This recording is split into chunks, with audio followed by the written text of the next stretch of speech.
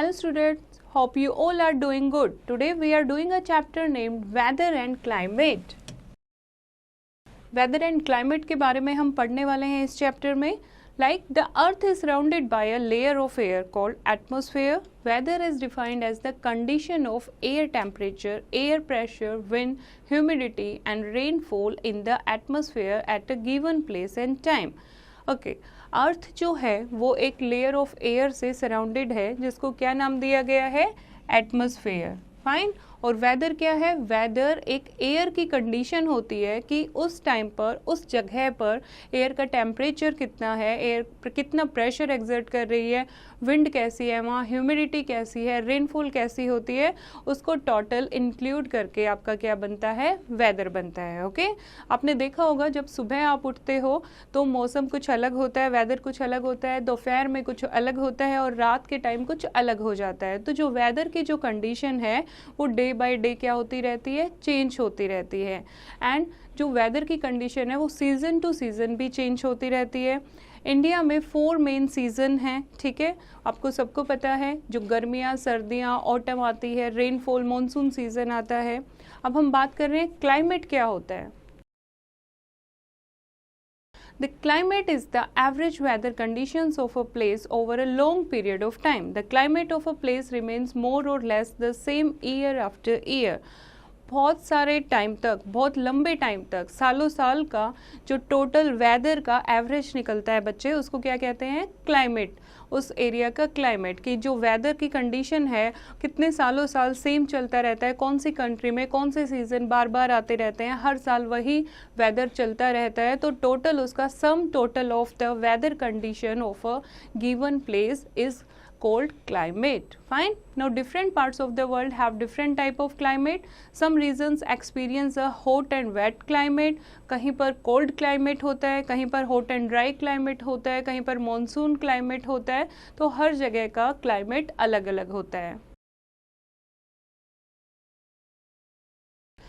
If the climatic conditions is the guiding criterion, then we can divide the world into 7 major climatic region. अगर हम climatic condition के according India को divide करें तो India को 7 climatic conditions, 7 climatic regions में divide किया गया है. And factors determine climate. Factors determine climate. Climate को कौन कौन से फैक्टर अफेक्ट करते हैं. क्लाइमेट जो है जगह जगह का, अर्थ पर हर जगह का क्लाइमेट अलग अलग होता है. और क्या क्या चीज़ें अफेक्ट करती हैं, moisture in the air, moisture कितना है एयर में. अगर मॉइस्चर कम होगा तो वो ड्राई एंड हॉट क्लाइमेट होगा, मॉइस्चर ज़्यादा होगा तो वहाँ ह्यूमिडिटी ज़्यादा होगी. तो इस अकॉर्डिंग जो क्लाइमेट है वहाँ का वो चेंज हो जाएगा. उसके बाद है height above the mean sea level, that is MSL. Sea से उसकी जो हाइट है, सी लेवल से हाइट कितनी है, उससे वहाँ का क्लाइमेट अफेक्ट होता है. डिस्टेंस फ्रॉम द सी, सी से, समुंदर से वो कंट्री, वो जगह कितनी दूर है, उससे वहाँ का क्लाइमेट अफेक्ट होता है. Distance from the equator, equator से कितना दूर है, पोल से कितना दूर है, उससे जो क्लाइमेट है वहाँ का अफेक्ट होता है. प्रिवेलिंग विंड्स, किस टाइप के वहाँ विंड चलती हैं. अगर मॉनसून विंड्स हैं तो मॉनसून क्लाइमेट होगा वहाँ का. किस टाइप के वहाँ पर विंड है, उससे क्या होता है, क्लाइमेट वहाँ का चेंज होता है. Okay. Now what is equator. Equator is an imaginary line that divides the earth into 2 equal parts, that is northern hemisphere and southern hemisphere. और जो टॉप पोल है इसको हमने नॉर्थ पोल का नाम दिया है और डाउन पोल को साउथ पोल का नाम दिया है. तो आप डायग्राम में देखोगे जो सन की रेज हैं वो डायरेक्टली कहाँ, इक्वेटर पर डायरेक्टली सन रेज फॉल होती हैं और पोल्स पर स्लैंटिंग रेज है. ओके. तो पोल्स पर सनलाइट कम जाती है, इसीलिए वहाँ पर बहुत ज़्यादा कोल्ड क्लाइमेट होता है. और यहाँ पर जब इक्वेटर पर डायरेक्ट रेज आती हैं तो यहाँ पर हॉट एंड ह्यूमिड क्लाइमेट होता है. And as we move away from the equator, the sun rays are scattered over a large area, so the rest of the world is not as hot as the equatorial region. As the distance from the equator increases, the temperature decreases. This makes the climate cooler. और सबसे ज़्यादा equator पर जो है वो क्या होगा, equatorial region, equator के जो पास का रीजन है वो इक्वेटोरियल रीजन होगा. और जैसे जैसे हम इक्वेटर से दूर जाएंगे पोल्स की तरफ जाएंगे वैसे वैसे टेम्परेचर क्या होता जाएगा, कम होता जाएगा इस, और जो क्लाइमेट है वहाँ का वो कूल होता जाएगा। Okay, now come to the next, height above the sea level. Hill stations are cool even in the peak summer season. Very high mountains experience snowfall. Most of the peaks in the Himalaya mountains are covered with snow and ice even during summers. This shows that at higher altitude the temperature is lower than in the plains for the same latitude. Actually, the temperature decreases as the height of the land increases. जैसे कि आपने देखा होगा जो hill stations हैं जहां हम गर्मियों में घूमने जाते हैं वहां का टेम्परेचर कैसा होता है, कूल होता है। क्यों होता है? क्योंकि इससे हम नोट करते हैं वो हाइट बहुत ज़्यादा होती है। तो जिस प्लेस की सेम, अगर सेम लैटिट्यूड पर वो लाई करता है लेकिन ऑल्टीट्यूड ज़्यादा है, हाइट ज़्यादा है, तो वहाँ का टेम्परेचर क्या होगा, कम होगा, और क्लाइमेट कैसा होगा, कूल होगा। Okay, next is distance from the sea. Places near the sea coast have a moderate climate. जो सी कोस्ट के पास जो प्लेसेस होती हैं वहाँ पर कैसा क्लाइमेट होता है, मॉडरेट, यानी कि ना ज़्यादा गर्मी होती है ना ज़्यादा ठंड होती है। क्यों होता है ऐसा? ऐसा होता है कूल ब्रीजेस के कारण। जो सी से, समुंदर से ठंडी हवाएं चलती हैं उसको कूल ब्रीज कहते हैं। तो जो वहाँ का जो एटमॉस्फेयर है, टेम्परेचर है, वो उसको कूल कर देती हैं। ओके, और so they are hot in summer and cold in winter. This is called extreme climate.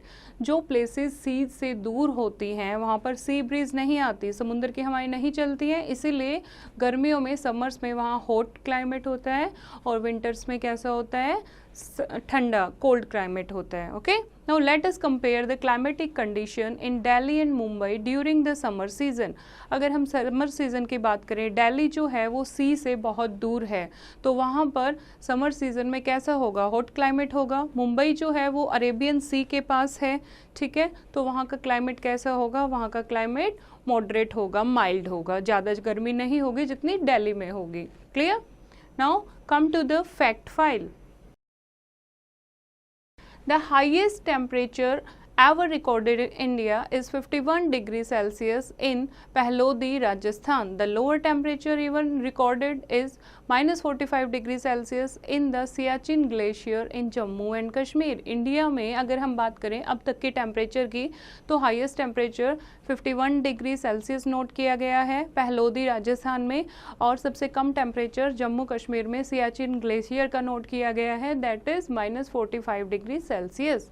Now come to the next, direction of winds.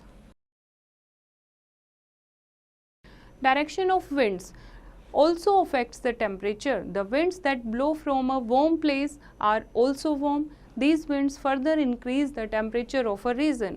गर्म जगह से जो हवाएं चलेंगी वो कैसी होंगी, गर्म होंगी, और वहाँ से वहाँ का जो टेम्परेचर है लैंड का कैसा हो जाएगा, उन हवा के कारण गर्म हो जाएगा।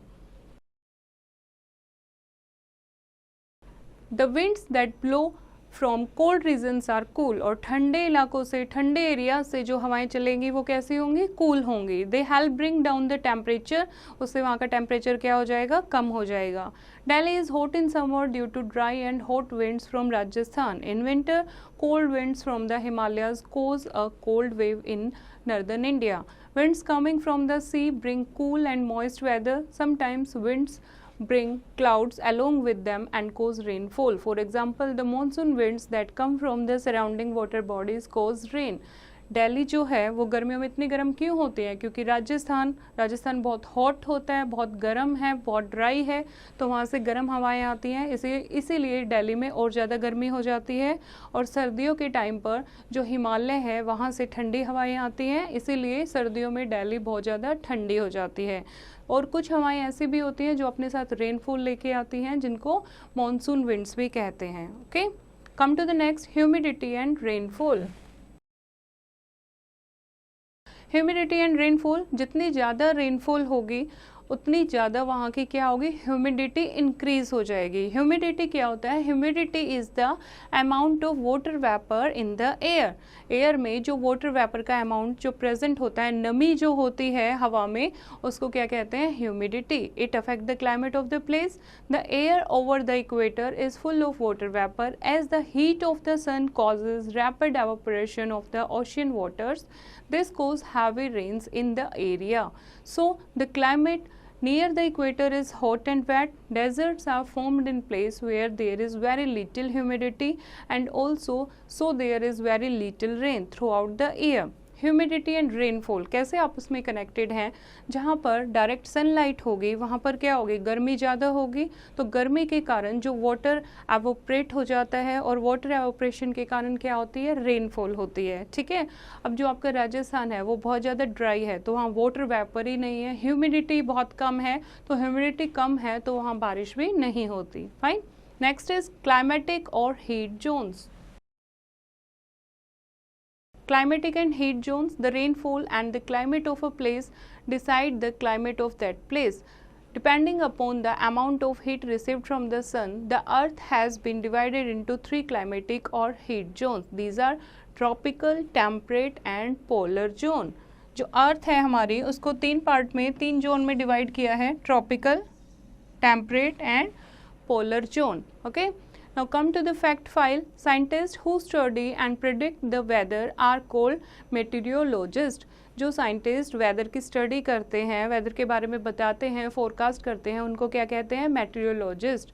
दे often use satellite pictures of the earth to predict the weather.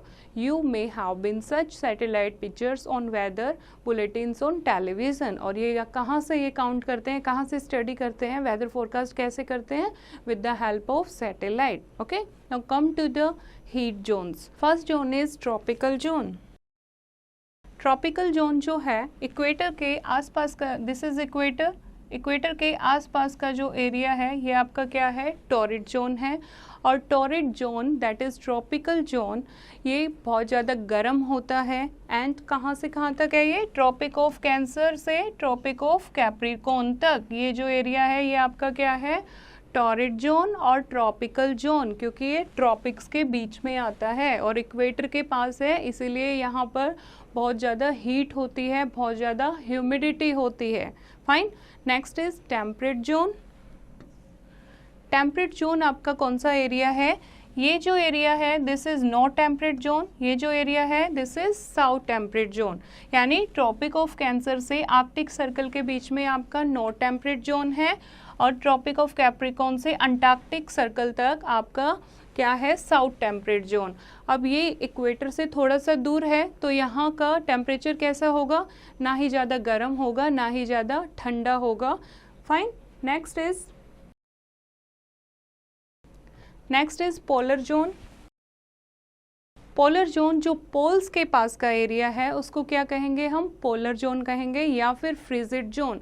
Frigid zone क्यों कहते हैं, क्योंकि यहाँ पर बर्फ़ जो है वो जमी रहती है हमेशा, इसीलिए फ्रीजिड जोन के नाम से भी जाना जाता है। It also lies in the both hemisphere, north pole के पास नॉर्थ फ्रीजिड जोन और साउथ पोल के पास सर्दर्न फ्रीजिड जोन।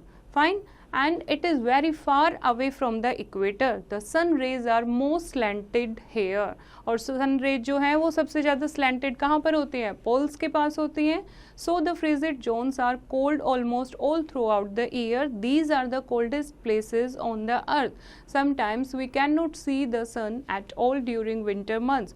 पूरी सर्दियों में कई बार वहाँ पर सन आपको देखने को ही नहीं मिलेगा। The polar regions are covered with snow and ice almost throughout the year. पूरे सारों साल यहाँ पर क्या रहता है, ये बर्फ से कवर्ड रहता है। Okay, now come to the latest revise. Air, temperature, pressure, humidity, rainfall and wind influence weather of a place. एक जगह का जो वेदर है उनको वहाँ का air temperature, pressure, humidity, rainfall and wind influence करता है, प्रभावित करता है।